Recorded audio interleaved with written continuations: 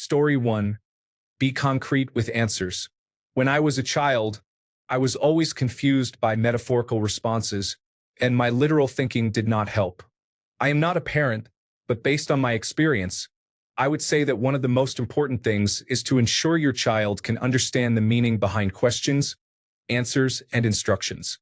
Story 2. Put them in a proprioceptive sport, such as gymnastics, climbing, or martial arts.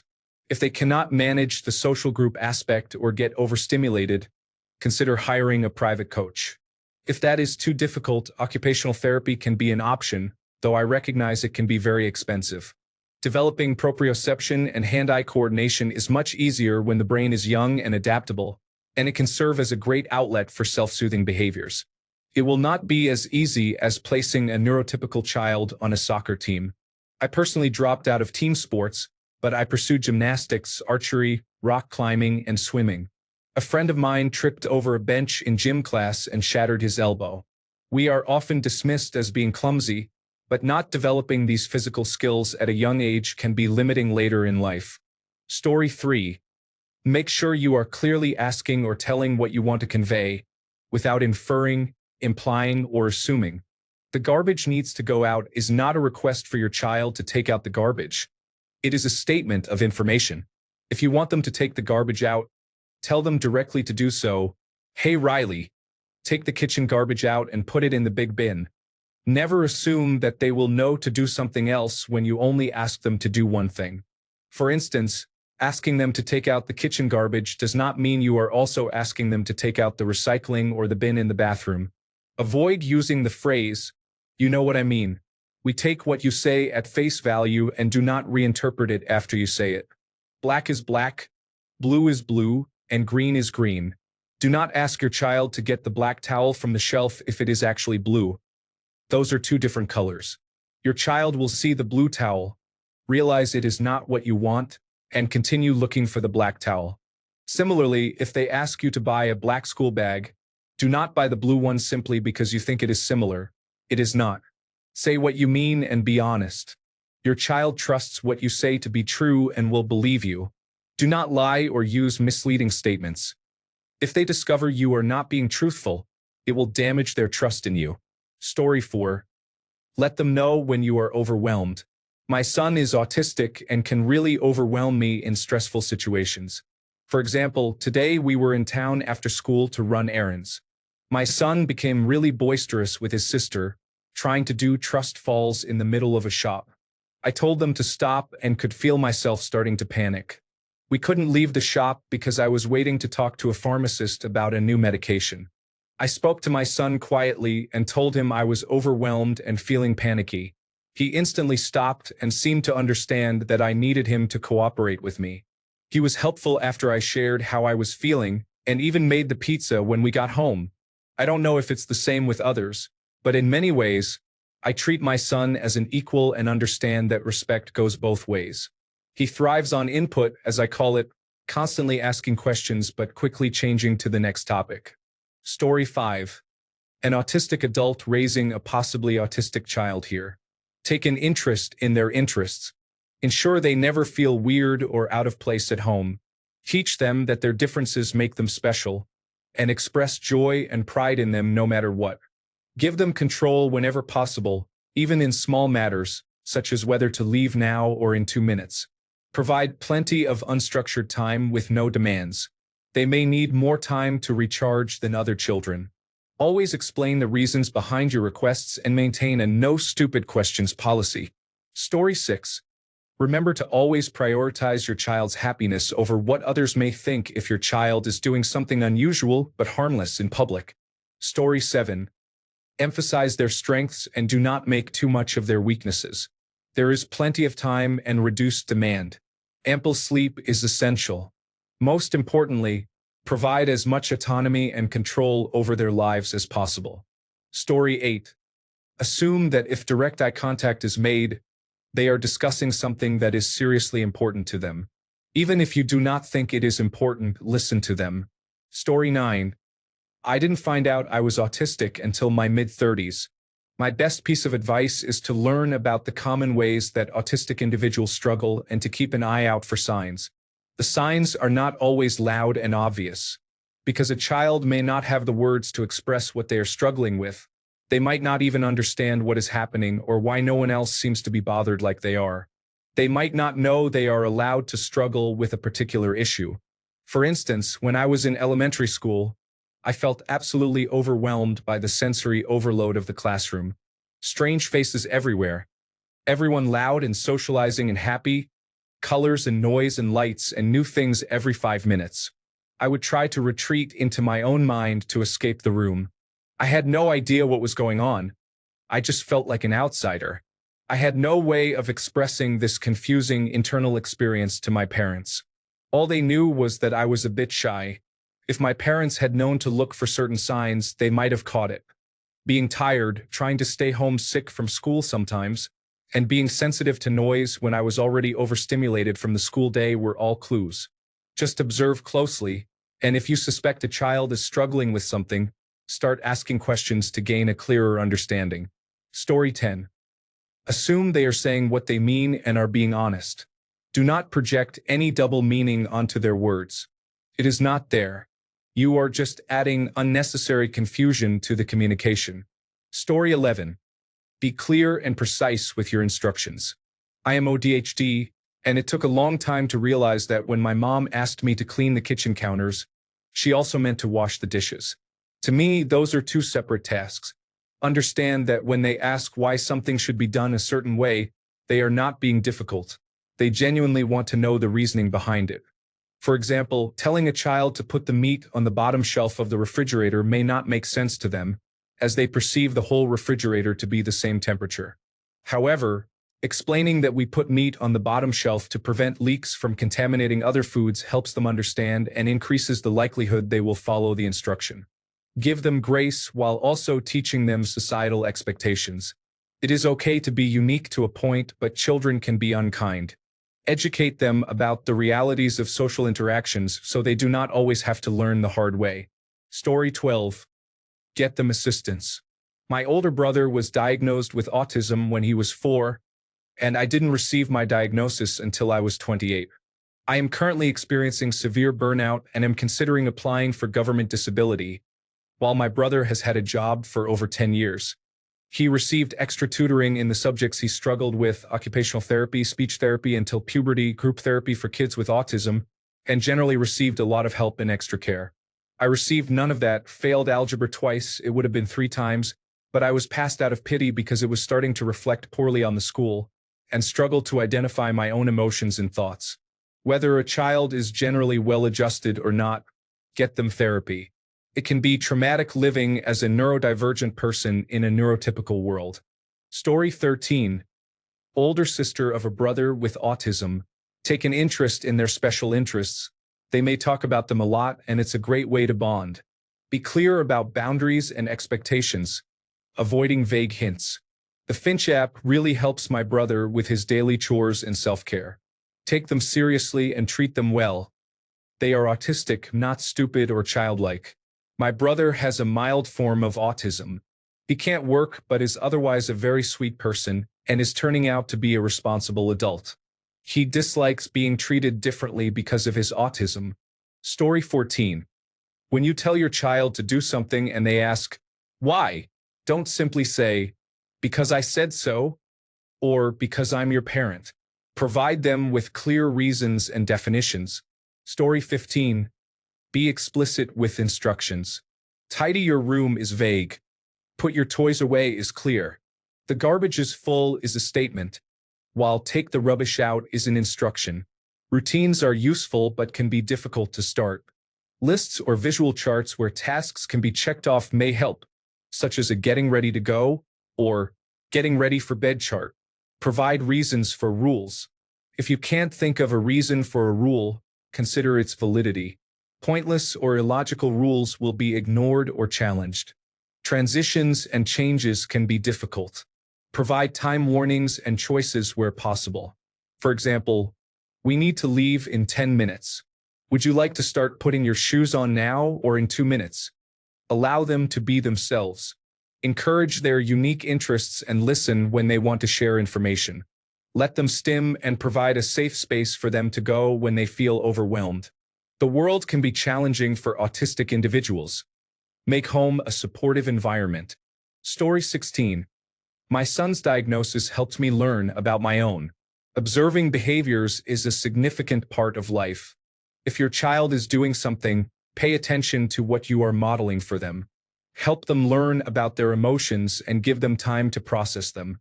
Many emotions present as anger until we dig deeper and understand the real discomfort. Find safe words. My son and I came up with asparagus for when we need to be serious. For example, when we are playing or tickling and having fun, that word signals everyone to stop and listen to each other. He is now teaching that to his friends. If you feel you might have given a larger response than needed, follow up with your emotional state and your love for them, so they don't only hear the negatives and understand that their faults do not diminish your love. If I feel slightly sulky after an event, I remind him that I'm not mad. I'm just processing again, and he has started to do the same. Love and acceptance are what I aim for. Story 17. My parents still think I am going to be a doctor or a lawyer someday. My advice is not to pursue that. If I can hold a job and live independently, that will be a miracle. Story 18. Work. Many struggle with an eating disorder called avoidant/restrictive food intake disorder, which is often mistakenly referred to as picky eating. Please try to introduce them to a wide array of flavors and textures while they are still young. Do not force them to eat anything they clearly do not want or like. Leave out plates of cut-up vegetables at eye level or in easy-access places without telling them to eat it, and let them graze. If you cannot get them to eat vegetables, invest in a blender to completely blend the vegetables and hide them in other foods, or consider supplement powders. Again, never force them to eat things they clearly do not like, as it can make them more restrictive with their diet, and they may never eat that food again. Safe foods are important. They will starve if they do not have access to safe food. The idea that they will eat if they are hungry does not apply to a person with avoidant/restrictive food intake disorder. For example, I developed anorexia and was nearly hospitalized because my parents refused to buy me safe foods. I was surviving on a pack of fruit snacks and a soda a day because that was all I could stomach. Story 19. Prepare them for the real world and living independently, particularly when it comes to basic social interactions. Do not coddle them or do everything for them. Instead, equip them with the tools and experience to thrive in the world.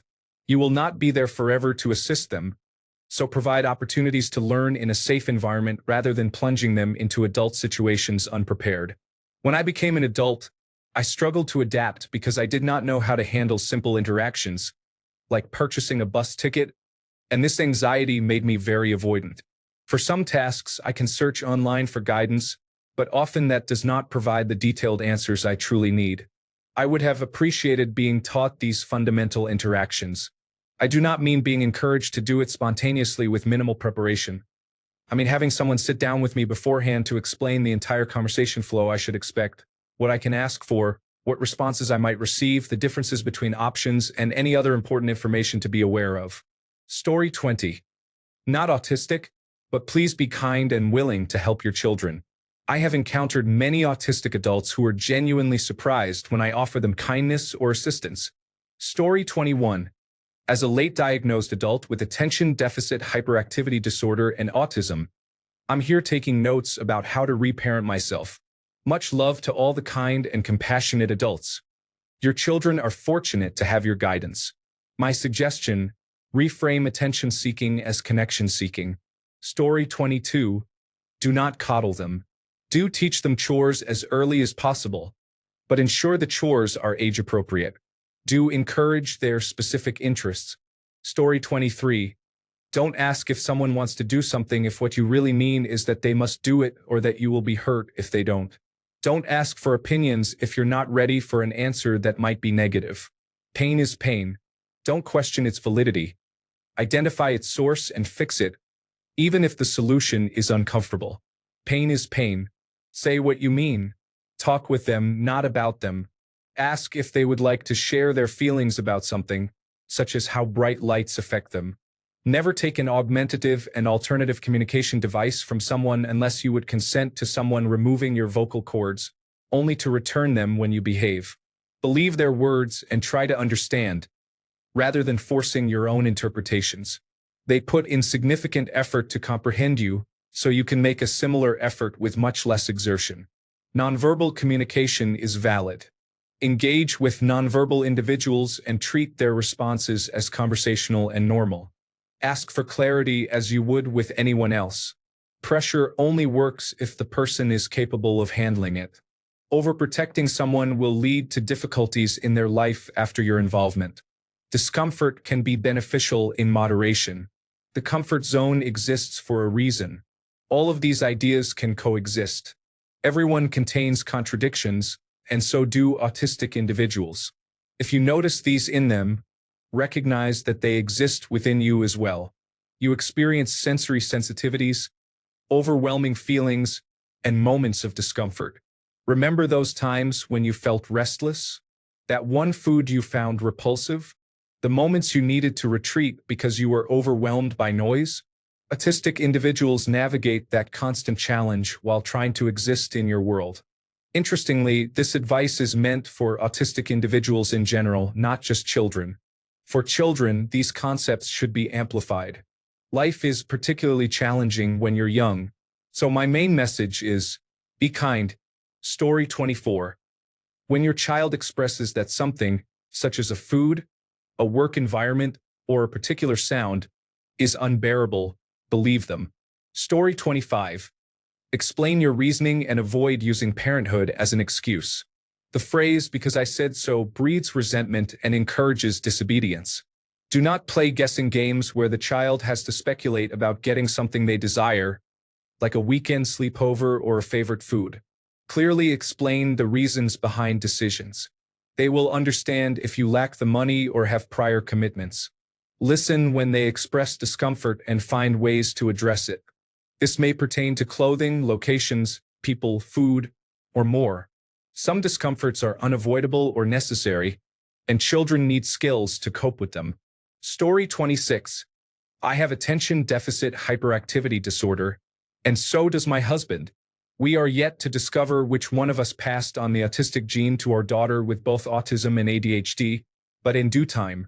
Allowing your child to be themselves is tremendously helpful. Guiding them on how to understand an holistic world without masking is a challenge, but it makes all the difference. Theater classes helped us a lot. They aided our daughter in understanding emotions and allowed her to express them without having to mask in real life. Be their biggest advocate, but make sure they understand there are still consequences when they exhibit certain behaviors. Do not give broad statements like, "clean your room." The concept can be overwhelming. Break it down into steps. For example, 1. Pick clothes up off the floor and put them into the dirty laundry basket. 2. Find all trash and throw it away. 3. Put all art supplies into the craft bucket. Patience is essential. You'll need a lot of it. And don't worry, it's all difficult. Be open and honest with your child when you're struggling too. It helps them recognize that emotion. Story 27. Personal space. Let them retreat. I had siblings who were very loud and needed to be driven around everywhere, and the noise and motion were just too much on many days. I was so relieved when I was finally allowed to stay home alone during their errands. I didn't do anything. I just sat in silence. Many autistic individuals, like me, also experience alexithymia. If you ask them what is wrong and they say, "I don't know," they may truly not know. I faced a lot of criticism for this as a child, and I always felt frustrated for not knowing, which only overwhelmed me more. Story 28. Depends on how far they are on the spectrum. Have patience. Let them know it is okay to be different. Listen to what they are communicating to you, not how they are communicating. Story 29. Depending on your child's ability to communicate, teach them about their diagnosis and how to advocate for themselves early on. I was diagnosed at a very early age, 4 years old, which was basically unheard of for a girl in the late 1990s. My parents didn't want me to feel held back or limited, so they didn't tell me about my diagnosis. As a result, I knew I was different but didn't understand why. This was detrimental to my self-esteem and led me to think there was something wrong with me when I simply did not know what I needed. I completely understand my parents' thought process and hold no ill will against them, but I often reflect on how different my life might have been if I had been able to understand myself and communicate my needs as a child, rather than needing to learn how to do it as an adult. Story 30. Yes is yes. Questions are questions. If they want to know what blue is, then they do not want to hear about orange. A is A, not A. They are valid and understand things better than neurotypicals. Story 31. If you want them to do something, tell them explicitly what you want. Do not hint. Do not complain about their attitude or tone unless you want them to change a specific behavior.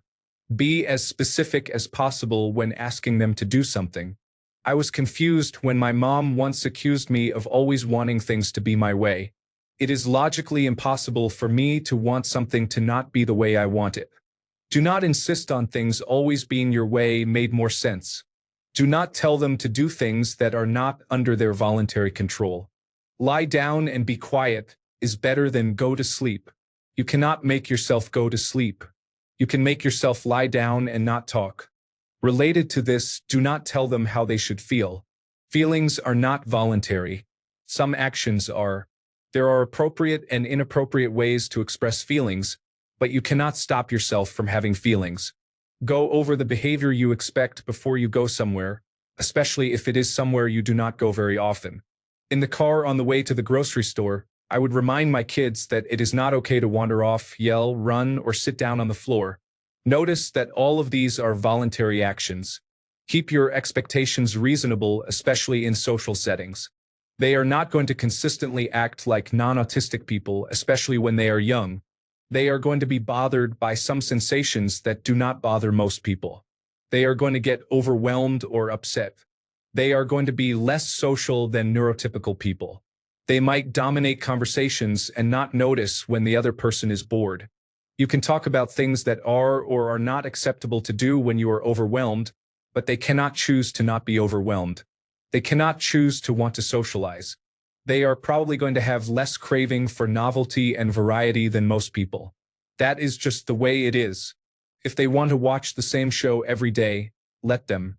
You do not have to watch it with them if you do not want to. The standard way of doing things is not always going to work for them.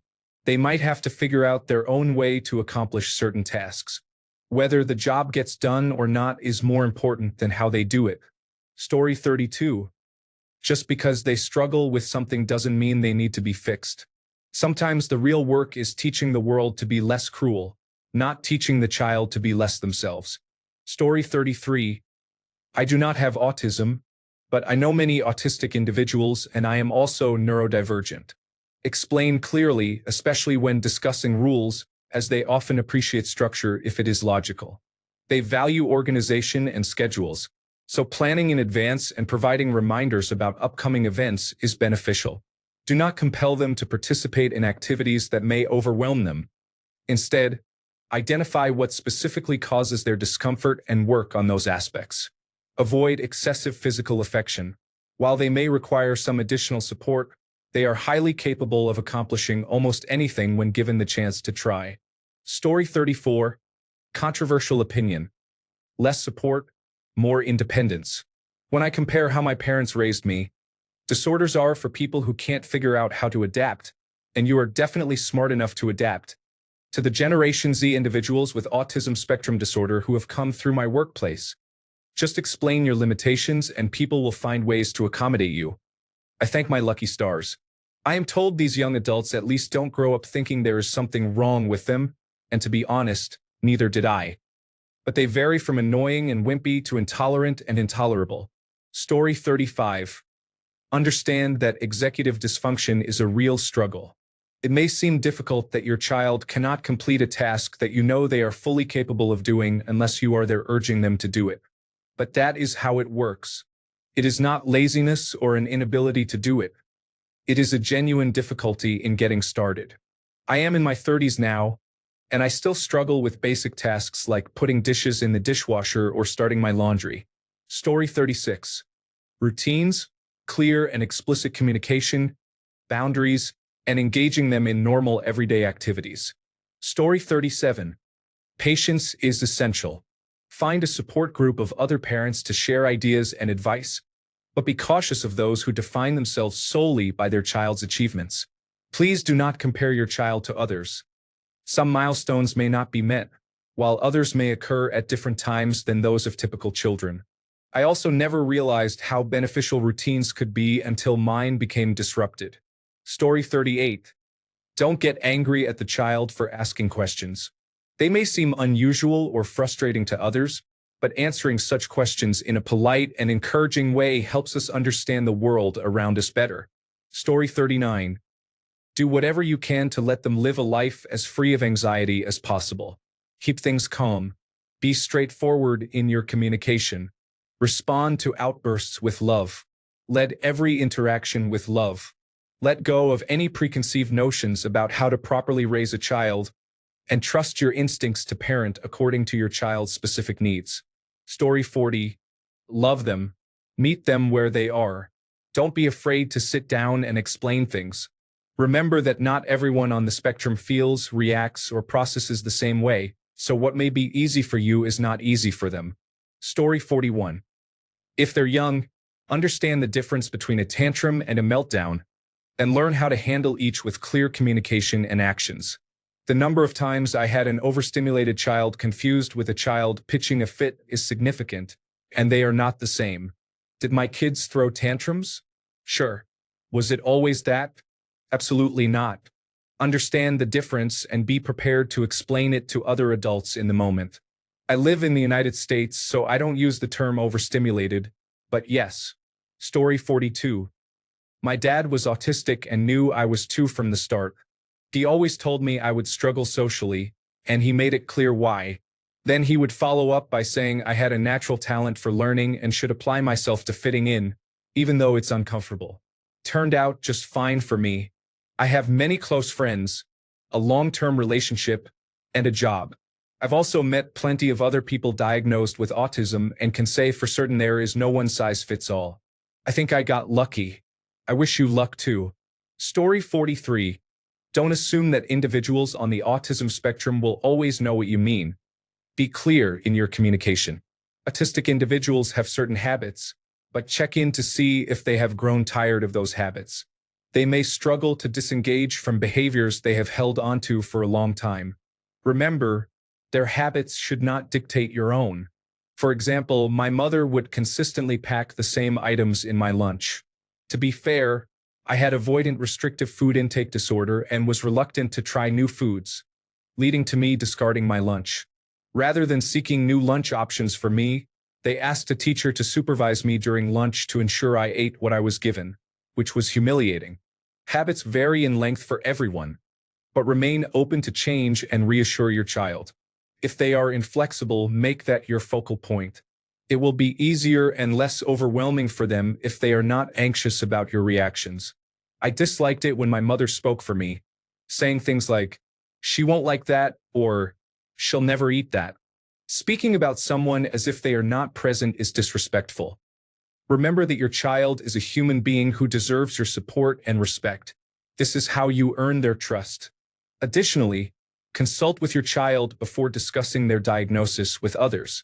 Not everyone is understanding, and while some parents may empathize, sharing information with the wrong peers can lead to problems. If your child prefers privacy, respect their wishes and allow them to disclose their condition when they feel comfortable. Depending on their experiences, this may not be an issue, but offering privacy and teaching your child that their diagnosis is personal is always valuable. Thank you for reaching out to autistic adults. I hope this information is helpful. Story 44. Get them tested and share the results with them. Provide them with more tools to navigate this world and do not leave it unspoken. Ants in the pants is not a diagnosis. Story 45. Immerse them in activities they are passionate about. If they want to focus on crafting, allow them to engage in it before school, after school, and all weekend long. This will give them the energy to tackle the challenges of life. Story 46. If they say leave me alone, just leave them alone. Usually, if I am in a bad mood, I need to be alone to calm down. Story 47. My parents made many mistakes, particularly regarding food aversions and pressuring me to fit in and be normal. It was the 1980s, and I was not diagnosed until my 40s, despite displaying several textbook traits. One positive thing they accidentally did was buy me grown-up books about my unique special interest, which I now hold a PhD in. Story 48. 1. Don't get frustrated with them when you assume they already understand what you consider to be common sense, especially regarding social norms. Autism feels like everyone has been pre-programmed with unwritten social rules, but the manufacturer forgot to install it in you. Sometimes, simply explaining the reasons behind what is not allowed, acceptable, or feasible objectively is sufficient, without resorting to the authoritarian because I said so. Autistic individuals often process objectivity better than illogical emotions. They can become confused with social logic, so avoid unnecessary nagging and authoritarianism when a clear explanation suffices. You might get away with authoritarianism in early childhood, but like any teenager, they will discover that you are not perfect, and a strict approach will not be effective anymore. Don't take offense easily from offhand comments. There is a high chance that it was not said with any double meanings or negative intentions. You can inform them that it was offensive or could hurt someone's feelings, but yelling at them for making an objective observation will not aid their development or emotional regulation. Respect their routines and systems for organizing their room and belongings. There is a good chance that some items are placed there for a specific reason, and moving them can cause distress. Do not assume you know the best way to organize their personal items. It is better to ask why things are in their current locations. If you find that they have only 1 to 3 quality friends instead of being the social butterfly you hoped they would be at school, do not shame or force them to seek out more low-quality relationships.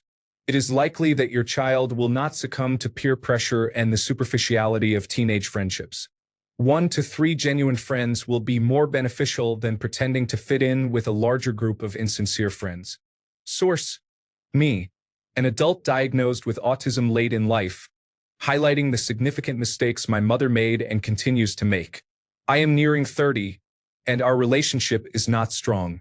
Do not apply neurotypical standards to autistic children, as it often leads to negative outcomes for both the child and the parent. Story 49. You have received excellent advice, but I want to add that a simple pair of noise-canceling headphones can improve many situations. Story 50.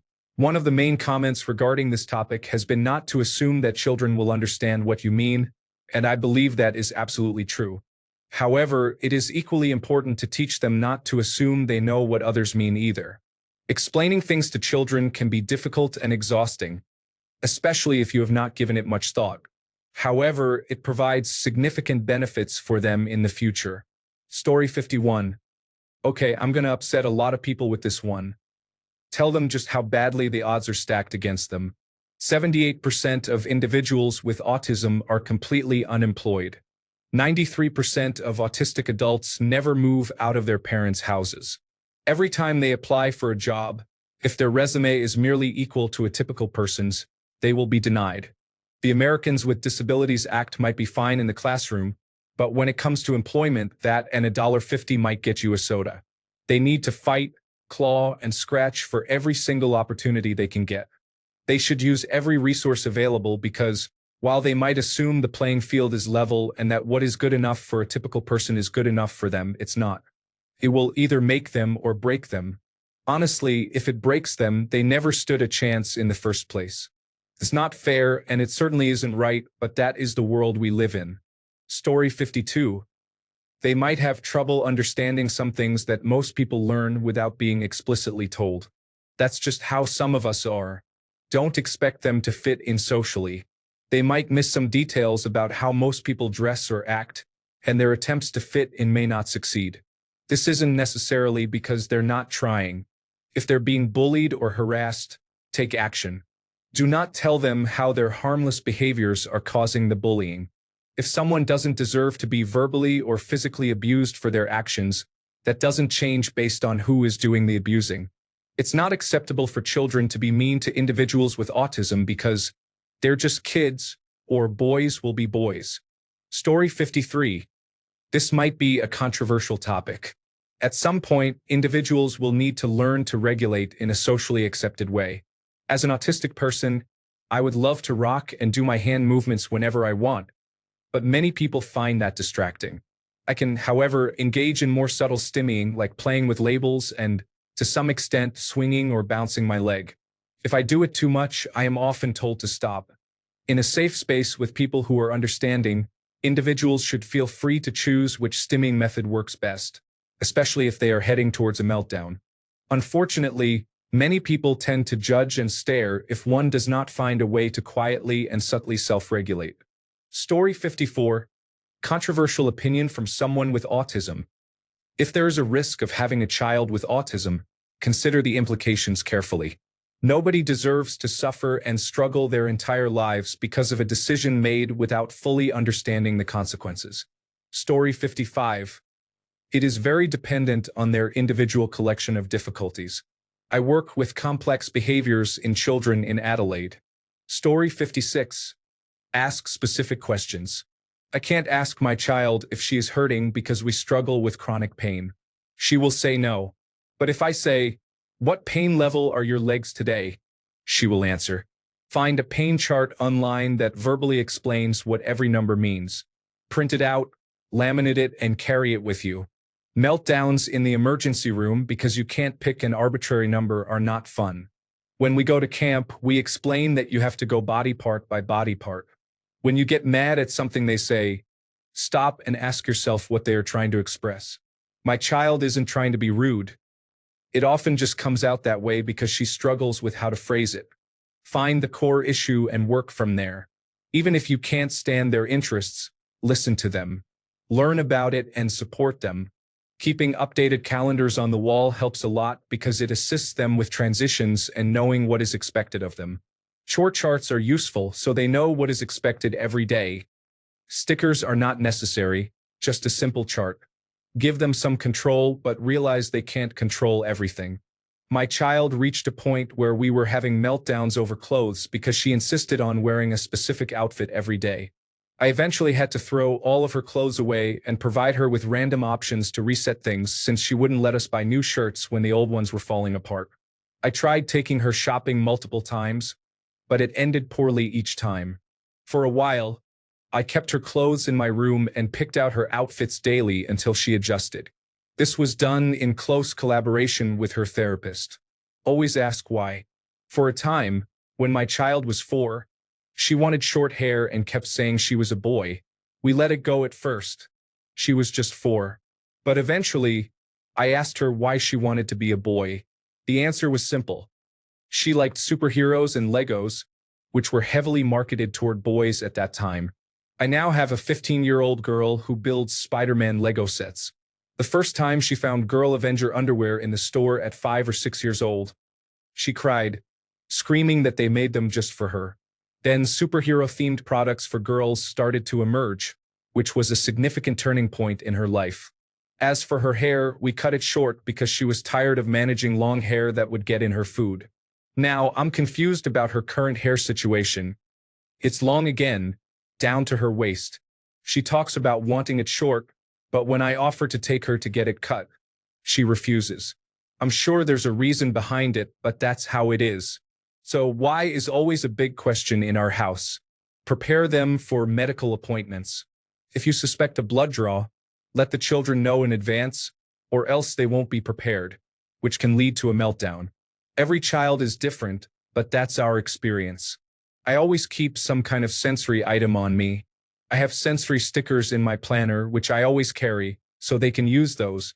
My youngest prefers full ear-covering headphones, while my oldest prefers foam earplugs. Give them grace. Most importantly, and I cannot emphasize this enough, right when you're about to lose it, take a step back. Are you about to have a meltdown, or is the issue with them? I fully admit that it's a mix between being overwhelmed myself and their behavior.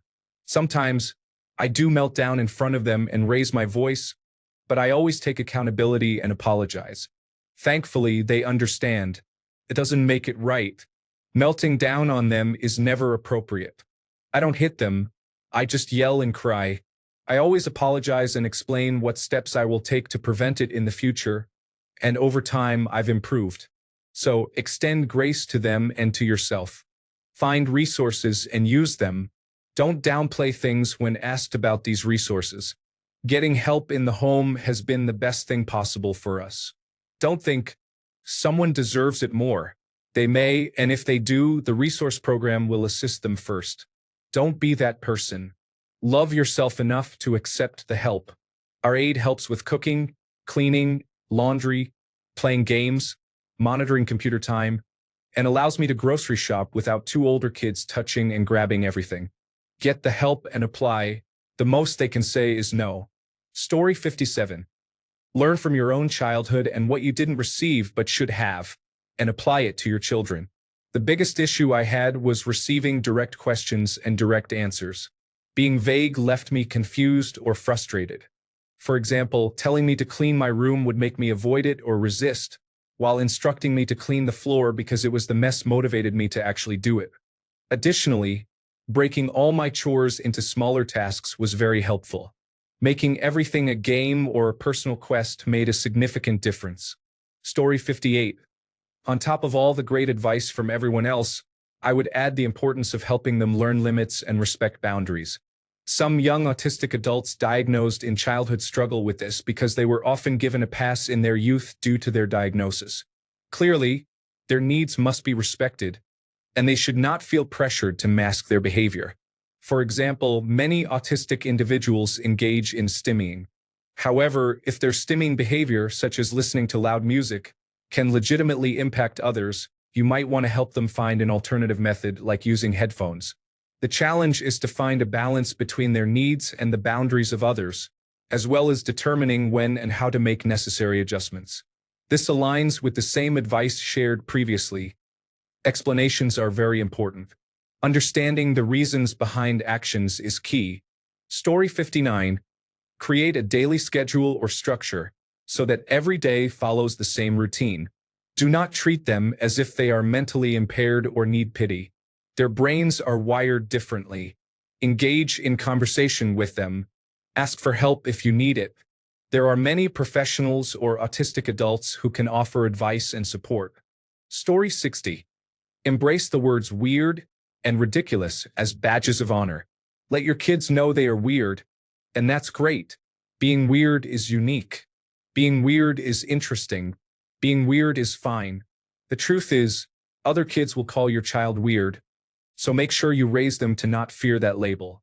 My proudest moment as a parent was hearing my child respond to, "You're ridiculous," with a sincere, heartfelt, and jubilant thank you. Story 61. If they have found a way to accomplish a task that works, is not harmful, and achieves the same end result as the traditional method, let them do it their way. It makes sense to them and aligns with their thinking. Consistently telling them they are wrong, even when they are not, led to a lot of conflict during my childhood. Story 62. Do not let the stereotype act as a cage for your son. Nobody knows exactly what autism is. You won't know the exact struggles and possibilities. I struggled with math and physics until I was 18 years old. Then, I focused on overcoming that challenge and became an engineer a few years later, and a lawyer a decade later. Brain plasticity is always happening, even at later ages. Everything changes very quickly. Be present and pay attention to what is happening. Again, do not be stuck with stereotypes. Your child is not like everyone else, even other autistic individuals. If your son can do something that autistic individuals usually do not, let him do it. Do not be overprotective. If he cannot do the most basic tasks that even average autistic individuals can, be patient. Allow him to take his time. Comparison kills love. You have a very unique child, with both strengths and challenges. Love him the way he is and disregard what others think. Do not expect him to develop like others, even other autistic individuals. Autistic individuals, like anyone else, need varied experiences to develop, especially social ones. However, they might sometimes suffer from sensory overload. You must be wise to avoid being overprotective or overly demanding in that regard. Remember, everything changes very quickly. My son could not stand the smell of bananas and eventually started to like them. Technology can be a friend and also a powerful enemy. Screens in general might raise symptoms. However, if you can manage it properly, he could learn quickly from new technologies. Everything is a skill. Your child might not know basic intuitive concepts, but he can learn how to do them. However, there is a cost when you try to replicate something learned rather than doing it intuitively. This is what happens with masking. Allow him to take his time to recover. Do not push too hard. Autistic individuals exist in the realm of the mind. They need physical activities to ground them in the real world. Sports are very important. Story 63. Don't force them to eat anything they don't want to. Feeding is important, so sneak greens in where possible. Sensory issues with food are real. Also, teach them that it's okay to walk away from a situation if it becomes overwhelming. If they start to feel overwhelmed by their surroundings, ask them if they want to go to a quiet space alone or accompany you. Respect their choice. Story 64. Don't give lectures. Everyone seems to treat me with kid gloves and always communicates almost exclusively in condescending lectures. All it does is make me feel like they think I'm stupid because I know when to say thank you. I don't need to be told that at 26. Treat your child like a human being worthy of your respect and figure out what works for them. My parents still send emails with everything in the subject line because they read an article that claimed children today only read the first sentence. They completely ignore the fact that I read 1,000-page books for fun, disregarding everything they should know about me in favor of some misguided article they encountered. Story 65. When asked why they did or did not do something, individuals will provide an explanation to answer the question. It is important to note that they are not making excuses. They are simply sharing what happened from their perspective because you asked. Many times, I have been told not to make excuses when I was just trying to explain the situation. I did not realize that people were often looking for a simple apology instead of a detailed explanation. Example, why are you late? I'm late because there was construction on my road, and I had to wait for them to change the sign. Then I had to get gas, but the pay at the pump option wasn't working, so I had to go inside. I don't want to hear your excuses. You asked why I was late, so I told you. Thanks a bunch for sticking around till the end of the video. Remember to subscribe, and until next time, stay awesome and goodbye.